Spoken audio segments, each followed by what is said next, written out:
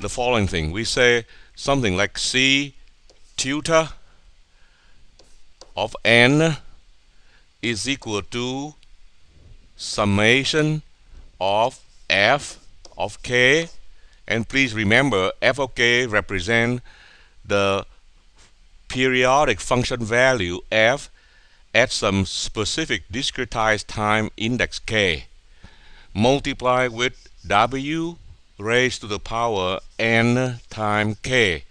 So that is a formula that we have long time ago when we talk about the informal development of the fast Fourier transform. Now basically we use the same formula. The only thing different is we say the index n, small n, which can go from 0 to 15 in this case, can be expressed in the pair of n1 and n0. Similarly, the index k can be expressed by the pair of k1, k0.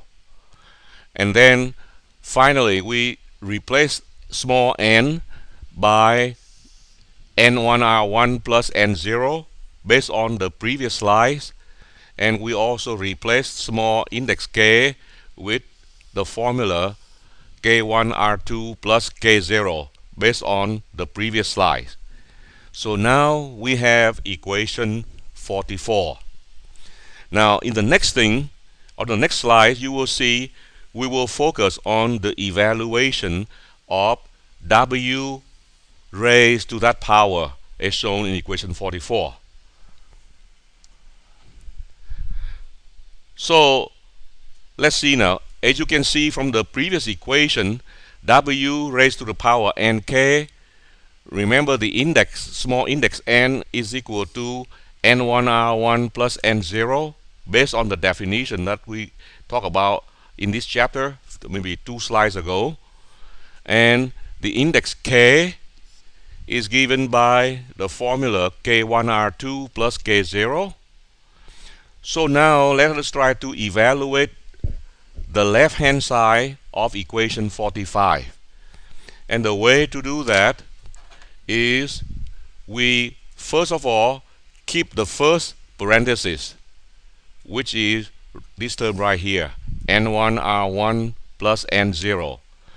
Now we take the first parenthesis, multiply with the first term in the second parenthesis, and that is right here. Similarly, we take the first parenthesis, multiply with the second term of the second parenthesis, and that will give us this term right there as indicated on the right hand side of equation 45.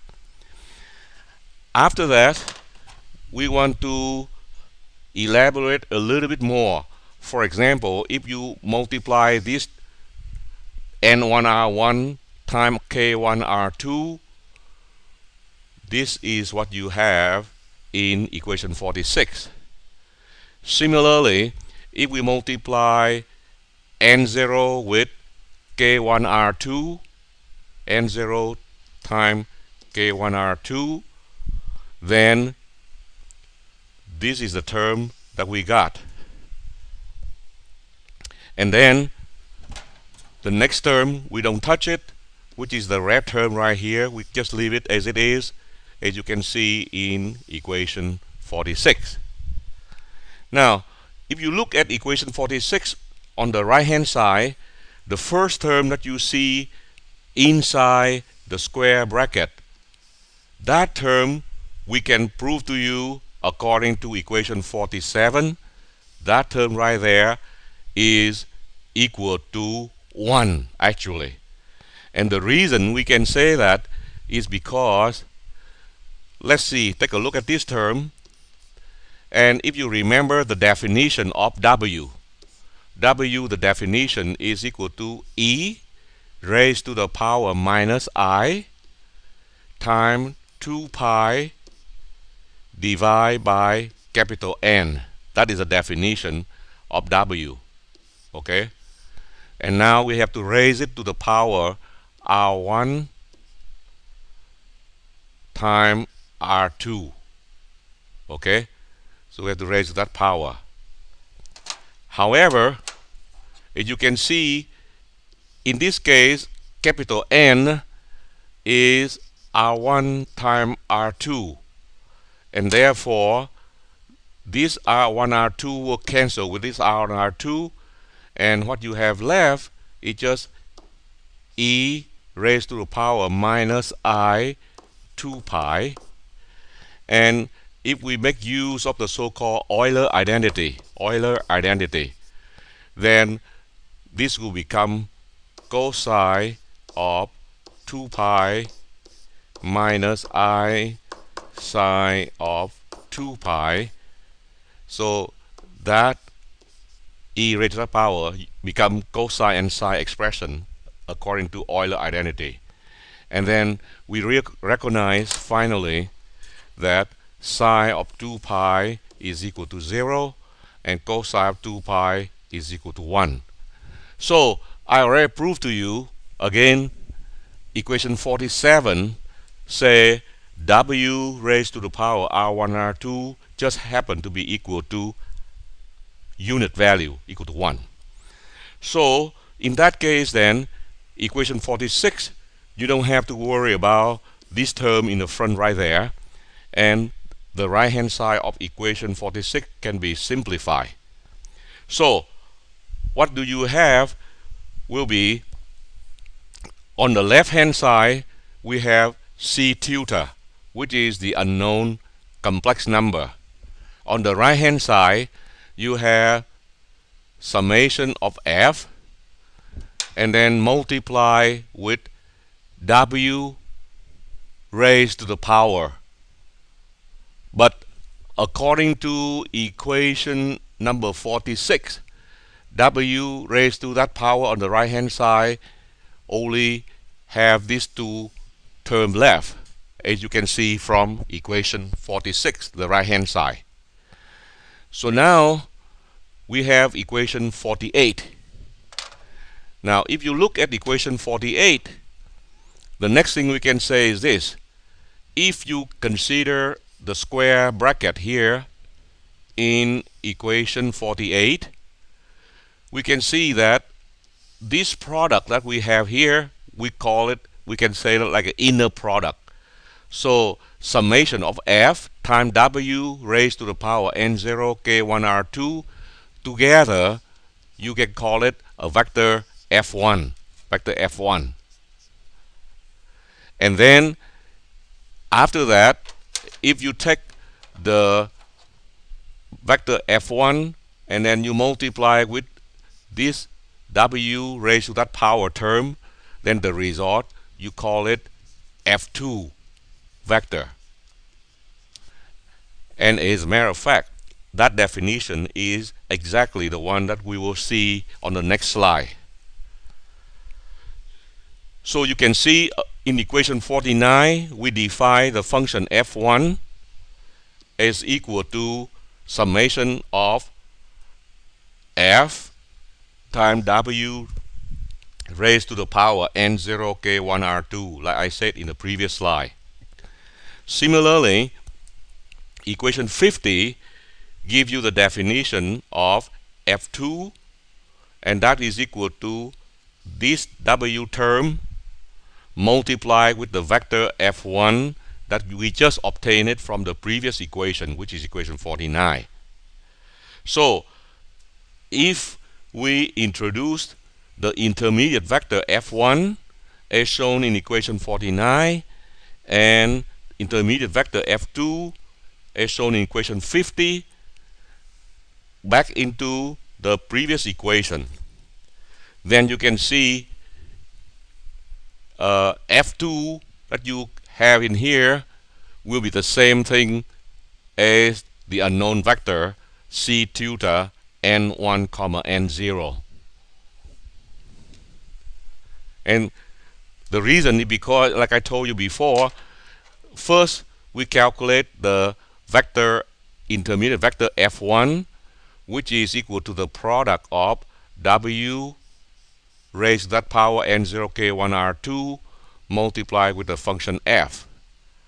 And then after that you take the result of the vector f1, we multiply with this term w raised to the power n1 r1 plus n0, the whole thing times k0.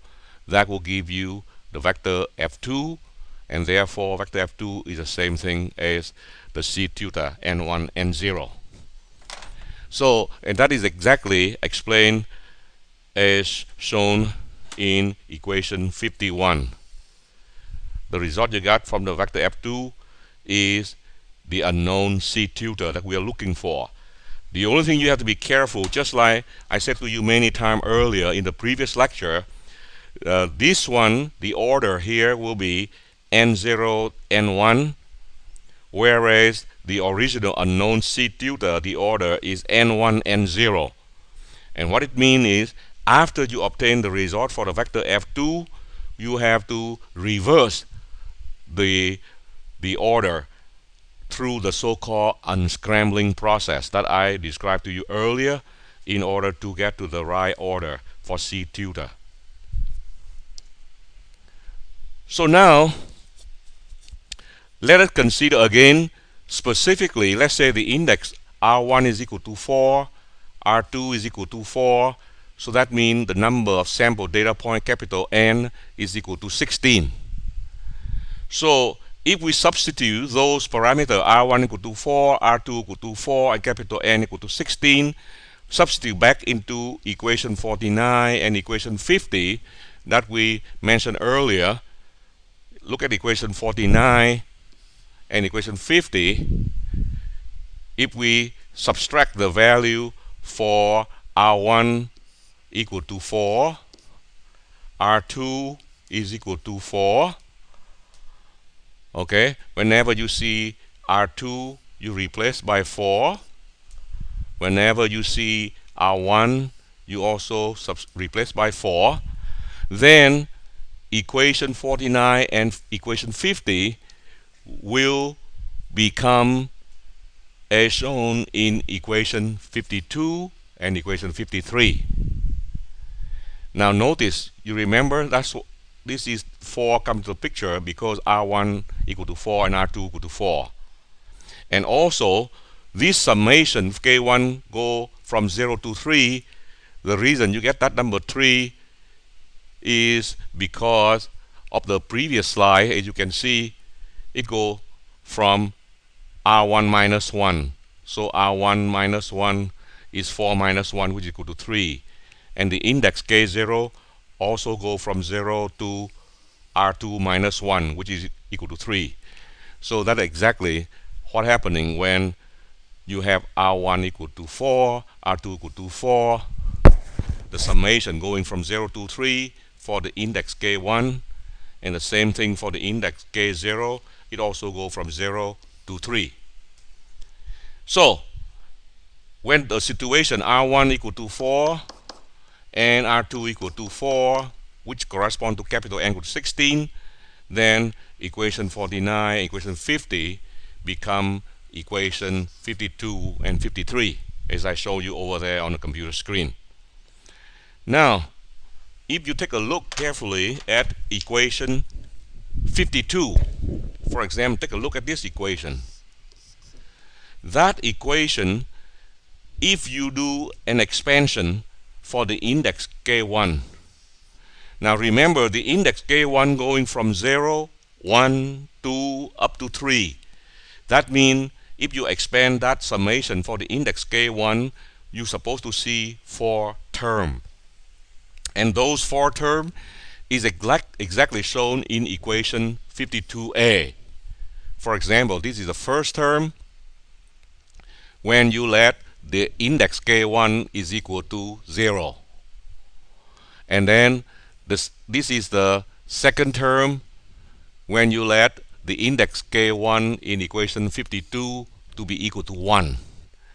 And this is the third term when you let the index k1 in equation 52 to be equal to 2. And the last term, the fourth term, you see in equation 52a will corresponding when you let the index k1 equal to 3, let the index k1 is equal to 3, then you will have this term here for k1, and here you become 12 and 0. So